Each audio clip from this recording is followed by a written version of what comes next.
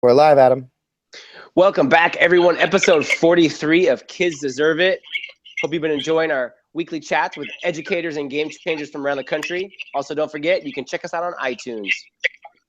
And make sure you pick up the book Kids Deserve It, which is out now on Amazon. And if you are waiting for it to come in, you can get it on Kindle for $2.99 while you're waiting for it.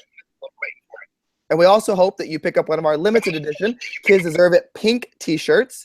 You can get them at booster.com/KDI-pink. And 50% of the proceeds will be donated to breast cancer research. This week, we got another great guest, but first, we want to introduce ourselves. I am Adam Welcome, Director of Innovation and Technology in the Bay Area of California. My name is Todd Nesloney. I'm an elementary school principal in Navasota, Texas. And our guest this week is LaVonna. You want to introduce yourself? Hey everybody, LaVonna Roth here, creator and founder of Ignite Your Shine. And I'm so pumped to be here. Thank you, Adam. Thank you, Todd. Woo! LaVonna, we are thrilled to have you. We want to also remind our viewers to participate on social media, sharing out on Twitter and Facebook and Instagram and everything using the hashtag Kids Deserve It of all the great things you're hearing and learning about. So, LaVonna, we got a few questions for you. So, for people who don't know about you, tell us about yourself. Well, I'm LaVonna, and I have been in education for, just say a few years now. No, it's been a while. She left the call. We just lost LaVonna. So she'll be joining us back momentarily. Adam, why don't you fill the space? Tell us what you've been up to with your new gig that you're doing. Oh, wait, she's back. Well, maybe she's back. Her photo's there. LaVonna. Okay, Adam, fill in the space. Yeah, I got a new job, director. Wait, she's back. She's there. I'm back. It was poof. I have no idea what happened. Tell us about yourself, LaVonna. All right, you want to pick up? Yeah. All right. So I'm LaVonna. But no, I've been in education for quite a while now, and that's where my heart is. But I was a teacher for 10 years in the elementary and secondary areas, the arenas, and then had an opportunity to step out and ended up doing some consulting for some companies and found that I had a passion for the more people, especially educators that I reached, the more students that I felt that I reached. And I had a real big passion for specifically igniting the shine in students. I just didn't know that was what it's called at the time, and igniting the shine in people, but it's all kind of evolved into just one great movement that I'm so excited about and just honored to be the ones delivering the message. So Nice. Tell us a little bit more, LaVonna, about Ignite Your Shine, because I know I met you face-to-face for the first time at What Great Educators Do Differently in Katy, and I had 4 of my teachers there with me, and I will tell you, you were the one thing that they all agreed on when they left. They were like, we bought the bracelets, we drank the Kool-Aid, we have to get her to our school. It was just amazing. And so tell our viewers a little bit about what Ignite Your Shine is and kind of where it came from and everything like that. All right. Well, thank you. I appreciate the compliment immensely. Please tell them thank you. But no, it's one of those that it's you ever had a stirring or feeling inside of you that something wasn't quite right or that you're meant to do something about it. And that's pretty much what a lot of my life has been, is not only my own personal struggles and learning and not being confident in who I was until a major car accident when I was 38 years old. I'm only 44. And yes, I love the word only, but that was a life changer for me. So it was one of those that I reflected a lot back on my own life and how much I struggled in school and my grades were declining, to finally becoming a parent that realized she struggles immensely in school as a junior. And I look back at a lot of my students, and the ones I was really, really drawn to were the ones that didn't always necessarily, I don't like to say the word not fit in, but the ones that didn't. And it was, to me, every student has the right to learn, and for all of us to really figure out how do they shine, what are their strengths, in other words, and how do we help them go through the process of SHINE, which is an acronym, and get them to feel confident, because that's the bottom line of what I want students and every person to feel, is confident in who they are, not we're shoving them into the box of reading, writing, math, and science, because they're way more than that. Kids do deserve more than that. And that's why I love the fact that you all started hashtag Kids Deserve It, because they do. And so how do I help that in a way that's every single person feels confident? And I truly believe that bullying and suicide and violence, and when we look at the whole child as a focus, that we reduce all that. So that's the mission I'm on, the movement I'm on. Nice. Well, you talk about Kids Deserve It. I don't know if you know, but Todd and I met last summer in Long Beach, and that's when we met face to face too. So like, it was kind of like you were there at the inception of Kids Deserve It, which is pretty sweet. So totally, right? So what's the hardest part of being in education for you, Lavana? Ooh, the hardest part? I'm going to say the frustration of going through politics. I'm really, really frustrated with letting politics play in the arena of what we should be doing what's best for kids.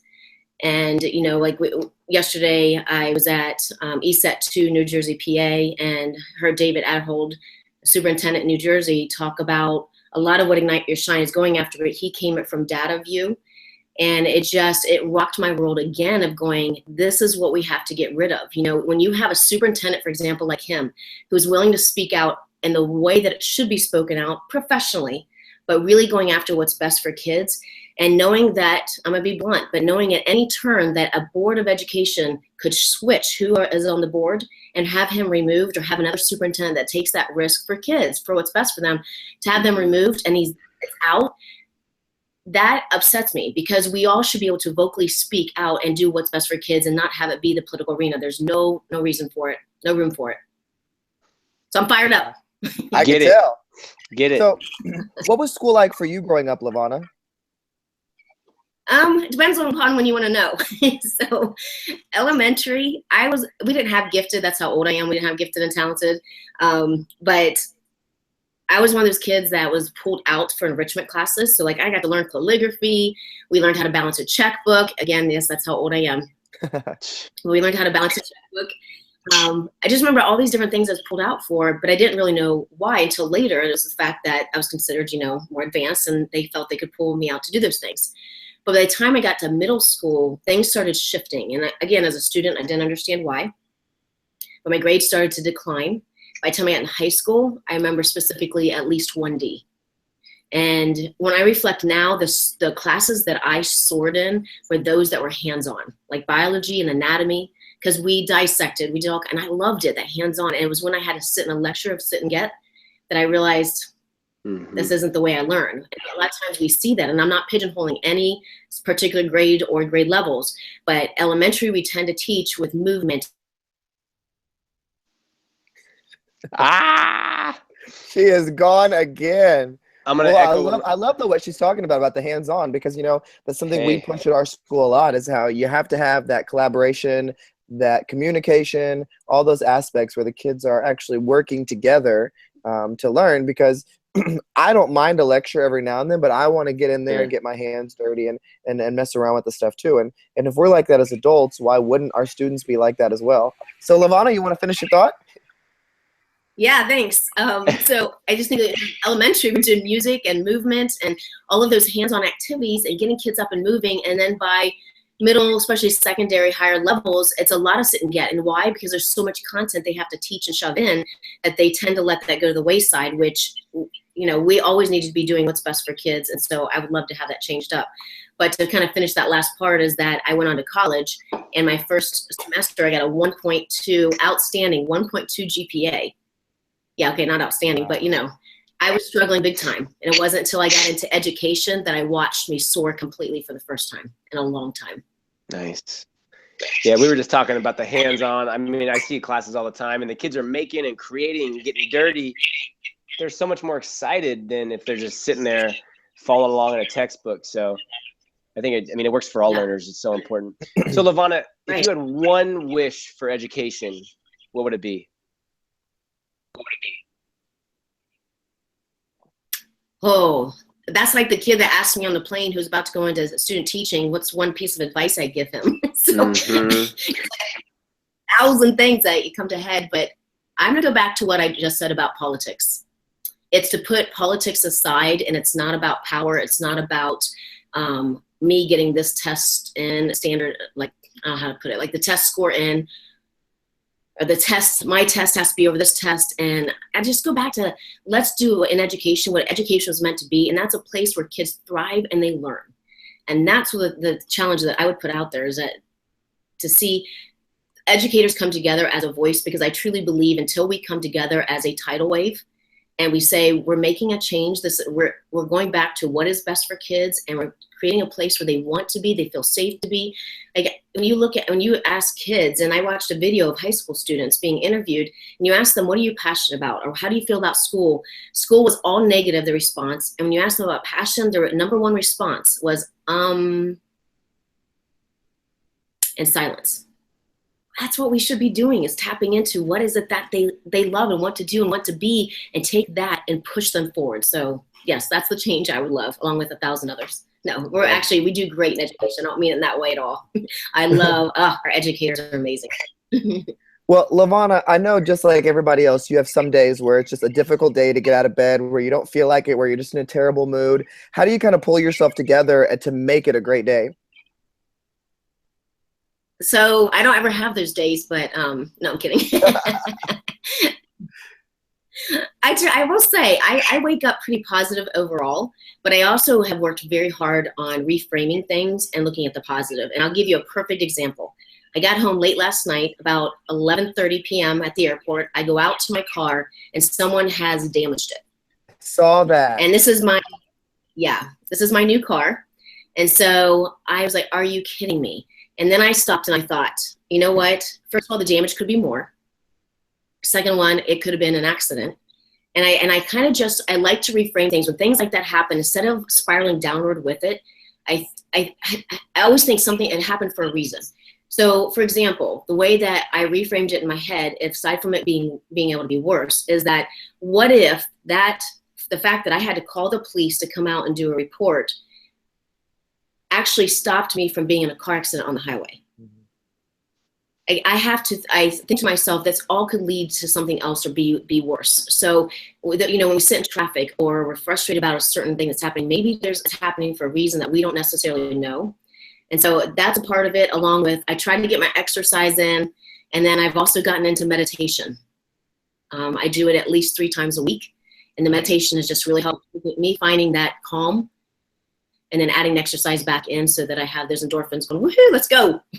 Nice. I read a lot of business books and business magazines, and that's one of the biggest things they recommend is to meditate. I gotta start doing that. So, LaVonna, what are some of your goals for this coming year? My goals, to ignite your shine in every classroom and every school. It may not happen this year, but it's a goal. I'm working on right now a product that will get out there to be able to support teachers. So we've shot the videos for it, and I have the lessons done. We just have to get it into a format so that, because what happens is when I share Ignite Your Shine with a lot of teachers, they're inspired and they love it. They're like, yes, can you give me concrete ways to do this in my classroom or in my school? And so that's exactly what this is going to do. It's going to help kickstart that. So, and then the third thing is just to meet more educators and keep inspiring them. They're beat up left and right. Like I see it when they come in to every keynote I do or every workshop I do, the stress on their faces. So if I can create a time for them to have an opportunity to de-stress and remember and celebrate them and why they got into education, and then help that carry over into the classrooms, then yeah, that would be the third thing I would just love to see happen. That's awesome. Nice. So every week, LaVonna, we like our guests to leave a challenge for our viewers. What would your challenge be for the week?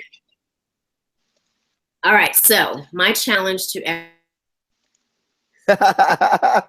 it's so funny. She gets right in the middle of something really super powerful, Boom. and then her computer drops out. Okay, so quick story. I want to go back to which other she is. Well, it'll take her a second to log on if you want to finish your thought. It's about hands-on. The hands-on learning. Go ahead, Adam. Talk about it. So I was in a school last week, and the 4 students were working with a Sphero, and they were so excited. And okay, go ahead, LaVonna, finish this off. My challenge is getting this to stop dropping. All right. So, no, my challenge to everyone is to go ignite the shine in others. And so in order to do that, you have to ignite the shine in yourself first. Because when you ignite your own self, you also ignite others. And you can do it reverse by igniting the shine in others as well as self. However, here's what I'd like the challenge to be. Go out and either do one thing for you that you need to do for you to help you be more motivated, to be more happy, to be more calm, more stressed, to remember why you go back into education, but it doesn't have to do anything with education. Go read a book, go do something for you. And at the same time, I'm also going to give you a challenge to do something for someone else, whether it's when you pass them in the hallway, you smile, whether it's a student you haven't said hi to in a week, you're going to say hello to and say, hey, how's it going? But ignite the shine, one thing for you, one thing for everybody else. Go make it happen. I love it. I love it. Make it happen. LaVonna, thank you so much for being on the show this week. We really appreciate it. Everybody, don't forget to tweet us at Kids Deserve It and use the hashtag Kids Deserve It. Next week, our next guest is going to be Stephanie Frosch this Sunday. LaVonna, have a great week. Thank you. You guys too. Thanks for having me. You bet.